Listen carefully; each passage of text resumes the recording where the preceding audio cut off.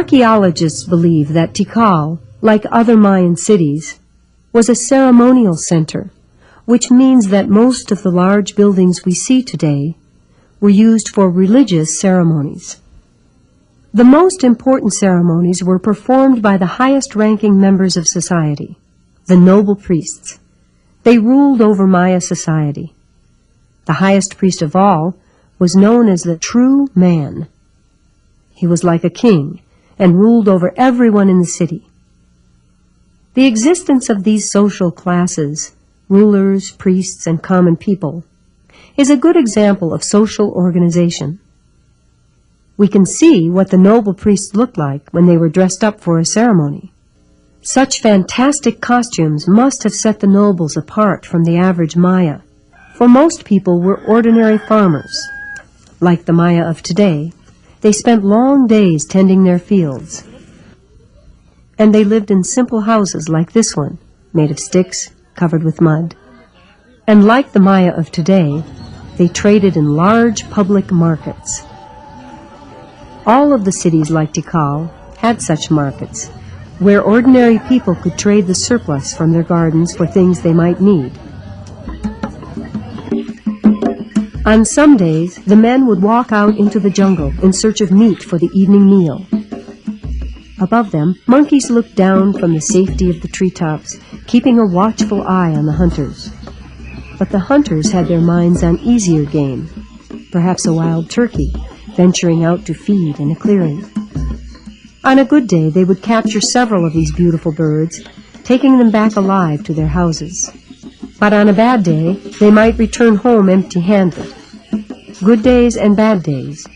These were not mere figures of speech to the ancient Maya, for all of Maya life was built around the idea that some days were naturally good and some were bad, and only a priest could foretell which was which.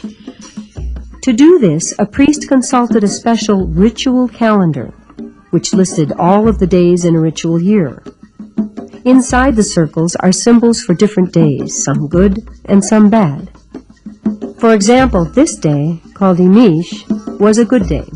Good days were set aside for important work, such as planting. But this day, called Sini, represented by a face with the closed eyes of a dead person, forecast bad luck or even death. So this was not a good day to do anything important. The Maya actually had two calendars. One calendar, a solar calendar, contained 18 months of 20 days each, making 360 days. To this were added 5 unlucky or bad days, making a total of 365 days, just as in our calendar. The other calendar was the ritual calendar, which contained only 260 days. These two calendars turned together like two wheels so that each day a different pair of names was brought together. Each new day was named according to its position on both calendars. For example, this day is for Uaya Bimish. In this system, the exact same day only repeats every 52 years, marking 1 century of Mayan time. Many days on the Mayan calendar were set aside for religious ceremonies, which often involved blood offerings to the gods. In piercing his skin with the point of a spear, a priest would offer the vital stuff of life, his own blood. Here the ruler, or true man, is piercing his tongue with a large thorn.